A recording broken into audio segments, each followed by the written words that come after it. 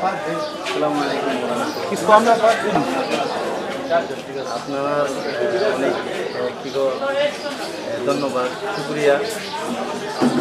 ওনারা প্রথম রোহিঙ্গার যে সফর এরকম সফর করবে সব টাইমে, আর এই পার্টিশন আল্লাহ তারা করবেন। বাংলাদেশে একজন সহ রোহিঙ্গার 5 জন, 6 জনকে সিদ্ধিরগঞ্জের মামলায় 8 দিন রিমান্ড শেষে তদন্তকারী অফিসার আজকে বিজ্ঞ আদালতে হাজির করেন। আদালত শুনানি অনুযায়ী তাদেরকে সরাসরি কারাগারে নির্দেশ দেন। আসামিরা এখন কারাগারে চলে যাচ্ছে না।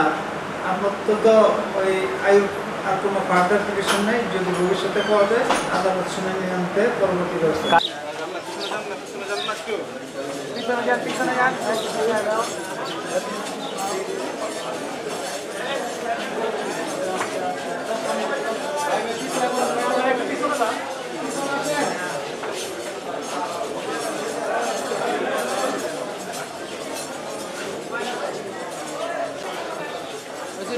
bisa ini আমরা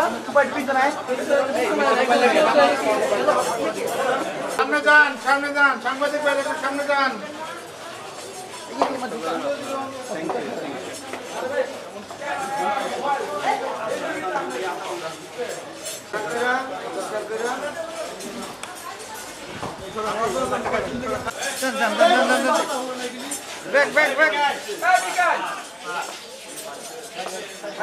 Harajan ka.